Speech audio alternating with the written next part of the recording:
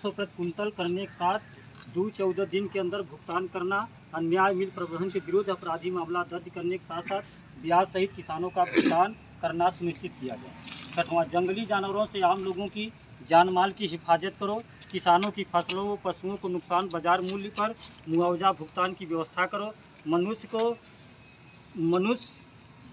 मनुष्य को पहुंचाई जाने वाली क्षतिग्रस्त मोटर दुर्घटना प्रतिकर कानून की तर्ज पर कानून बनाकर मुआवजा देने की व्यवस्था की जाए।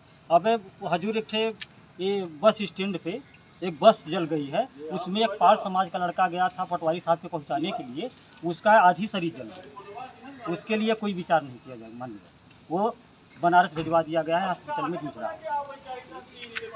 और मुआवजा देने की व्यवस्था करो। आवारा गोवंश की समस्या के निदान के लिए आवारा पशु फसलों के नुकसान कर रहे हैं सर, पर कोई सुन नहीं रहा। और सभी के लिए मुफ्त शिक्षा, स्वास्थ्य, पानी और स्वच्छता के लिए अधिकार की गारंटी हो।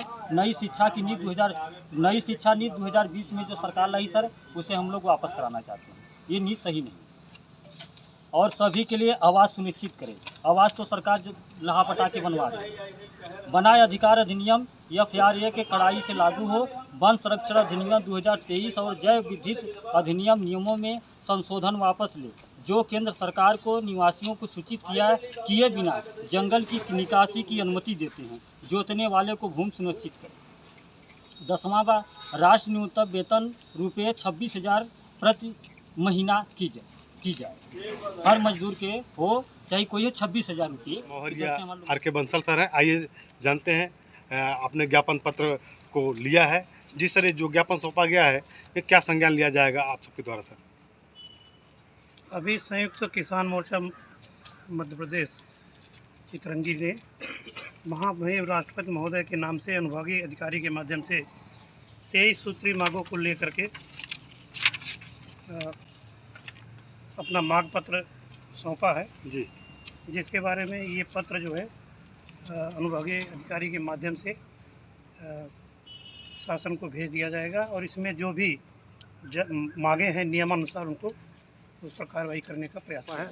और आइए इनसे जानते हैं।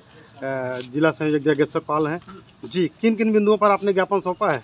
देखिए, हमारा 23 बिंदु हैं, जिनमें से 4 श्रम कोड को वापस करने के लिए मांग की है। सरकार ने 4 श्रम कोड लाई है, जो मजदूरों के हित में नहीं है, उसे हम लोग वापस कराना चाहते हैं। वो इसी को लेकर के दे। कितने संगठन आपके साथ में हैं? देखिए, कम से कम 30-40 संगठन मिल करके हम लोग के कार्यक्रम को आयोजित किए। और क्या क्षेत्र की जनता के लिए और क्या इसमें मांगे हैं? देखिए, क्षेत्र की जनता के लिए इसमें जो भी है सब क्षेत्र की जनता के लिए है। वन अधिकार अधिनियम के तहत जो लोगों को पट्टा नहीं दे रहे हैं, उनके पट्टा दिया जाए। और इसमें 200 दिना का काम चाहिए मनरेगा में मजदूरों को, और 600 रुपये एक दर से मजदूरी है, यह स्थानीय लोगों का है। और तमाम प्रकार की इसमें बहुत सारी चीज़ें हैं जो आप लोगों को दे देंगे। 23 मांगों में से सब जनता के हित में ही काम है।